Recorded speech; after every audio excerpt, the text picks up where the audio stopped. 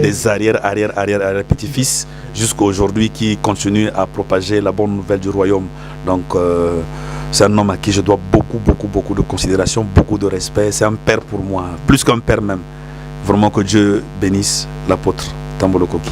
Ok, revenons sur la question que tu m'as, plutôt sur ce que tu m'as dit, le conseil que je peux donner aux jeunes. Vous savez, la jeunesse, c'est l'espoir de demain. La jeunesse, c'est la force d'un pays. La jeunesse, c'est la force du lendemain. Donc ça veut dire qu'une jeunesse ratée, ça veut dire que c'est le futur d'un pays détruit. Une jeunesse ratée, c'est le futur de toute une nation détruite. Alors, moi, étant jeune, je me suis lancé dans l'évangile très jeune vraiment. La jeunesse n'est pas un obstacle. Bon, les jeunes pensent qu'on a encore le temps, on va se donner au Seigneur quand on sera fatigué, quand on sera vieux, et surtout ici en Europe, là où nous sommes, il y a beaucoup de facilités, il y a beaucoup de choses qui font de sorte que les jeunes n'aient pas le temps de venir à l'église, beaucoup de distractions et tout. Mais moi, le conseil que je peux donner, comme Salomon l'a dit, il dit ceci, que nous devons nous donner au Seigneur pendant que nous avons la force. Et le Christ un jour a dit, je dois travailler qui fait jour, car la nuit vient où personne ne pourra travailler. Ça veut dire qu'on ne connaît même pas le jour de notre mort, on ne sait même pas quand est-ce que le Seigneur viendra. Toi tu penses, tu te dis non mais j'ai encore le temps, je veux me donner quand je veux atteindre un tel âge par exemple, mais tu ne te rends pas compte quand est-ce que la mort peut intervenir. Tu peux mourir sans pourtant atteindre l'âge que toi tu penses avoir. Combien de jeunes sont morts, combien de gens avec qui nous sommes nés, nous avons grandi ensemble, qui n'ont pas pu atteindre 20 ans, 25 ans. Et si toutes ces personnes avaient eu l'occasion de donner leur vie à Jésus, je pense peut-être que Dieu pouvait les protéger, ou encore aujourd'hui pouvait avoir l'assurance d'être assis d'avoir plutôt accès dans le royaume de Dieu, tu vois, donc avoir la vie éternelle. Donc le conseil que je peux donner aux jeunes, ne regarde pas ta jeunesse. Ce qui fera la force et la réussite de ta jeunesse, c'est le Seigneur, parce que la vie n'a qu'un seul pilier, c'est Jésus. Si Jésus soutient ta vie, soutient ta jeunesse, ta réussite est garantie. Et si tu te donnes au plaisir, tu te donnes à la distraction qui t'entoure, tout en oubliant le Seigneur, sache-le qu'un jour, le Seigneur Dieu te demandera les comptes. Le temps de la jeunesse que Dieu te donne, ce n'est pas pour blaguer avec, mais le temps de la jeunesse que Dieu te donne, c'est pour profiter au maximum, pour poser les actes pour l'avancement de l'œuvre de Dieu et pour préparer ton lendemain pour le salut éternel que Dieu a préparé d'avance pour toi. Il a connu il est venu très jeune, il n'est pas né grand. Pourquoi? Il est né comme un petit enfant, il a grandi, il a commencé lui-même étant Dieu, Jésus, dans son jeune âge, à rentrer dans le temple. La Bible nous dit même à l'âge de 12 ans, il est rentré dans le temple. Il a déroulé le rouleau pour lire ce qui a été écrit par le prophète Esaïe. Il avait encore 12 ans quand il a fait ça. Et donc il s'est donné toute sa jeunesse jusqu'à 33 ans qu'il a quitté la terre des vivants. Donc jeune, adolescent, tu as intérêt à donner ta vie au Seigneur. Le plaisir du monde passera un jour, mais Jésus, sa parole ne passera jamais. Ta vie est garantie face à ça. Que Dieu te bénisse. Oui, jeune, tu as entendu, et frère, tu as aussi écouté, que ce message t'apporte le changement. Nous revenons au pasteur Eugène. Quand tu parlais, nous avons entendu un mot que nous aimons dans notre émission, le temps.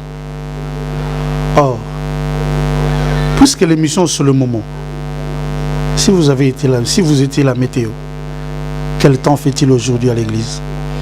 Non, il y a des orages, il y a la pluie qui se prépare parce que la pluie va tomber bientôt. Pendant que la pluie, il y a des nuages partout qui se regroupent pour préparer la pluie, je pense que ceux qui sont prudents déjà prennent les dispositions. Tu vois, les gens se préparent déjà pour éviter qu'on ne soit surpris par la pluie. Donc par rapport à la météo, le ciel est nuageux et la pluie ne va pas tarder à tomber. Et par rapport au temps, par rapport à l'heure, nous sommes au temps du soir. Ça veut dire que bientôt le jour va apparaître. Alors nous avons intérêt à nous préparer pour affronter le jour qui arrive. C'est ça. Merci. Nous avons intérêt à nous préparer pour affronter les jours qui arrivent. Nous arrivons à la fin de notre émission. Nous étions avec le pasteur Eugène Blessing. Mais il y a encore une chose que nous voulons dire, parce que tous nous avons un endroit où nous venons. Nous sommes célestes bien sûr, mais nous avons transité par un pays. Bien que nous nous retrouvons aujourd'hui sur le sol français, mais nous avons un pays d'où nous venons. Pasteur Eugène, un mot pour ceux qui sont restés, qui te regardent en ce moment. Parce que lorsque nous parlons de notre émission, le Brazzavillois nous suivent. Bana Congo, que ce soit Congo, Brazzaville, RDC, nous vous portons dans notre cœur. Pasteur Eugène. Non, pas seulement pour le Congo-Brazzaville, parce que je ne suis pas seulement congolais de Brazzaville, je suis international parce que j'ai l'identité internationale. Voilà. Mais j'ai une origine, c'est vrai que je viens de Congo-Brazzaville. Je vais donner un message en général et puis un message en particulier pour Congo-Brazza, pour tous ceux qui nous regardent, chrétiens comme païens, qui ont besoin de Jésus. Et ce que je peux dire en fait, les gens parfois ont une mauvaise image, ou encore les gens, pas peut-être une mauvaise image, mais les gens comprennent mal les choses. Les gens pensent peut-être que la réussite n'est qu'en Europe. Non, ça c'est faux. Et c'est archi faux. C'est ce que nous aussi nous croyons autrefois. Mais nous nous sommes rendus compte que la réussite est partout, là où Jésus a préparé pour toi. Écoute-moi frère, ce qui est vrai c'est que tout endroit agréable n'est pas forcément agréable pour tout le monde. Tout lieu bon n'est pas forcément bon pour tout le monde. Je veux dire quoi? Souvenez-vous de quelque chose qui s'est passé avec Abraham et Isaac. La famine a frappé Guérard là où était Abraham dans le temps d'Abraham.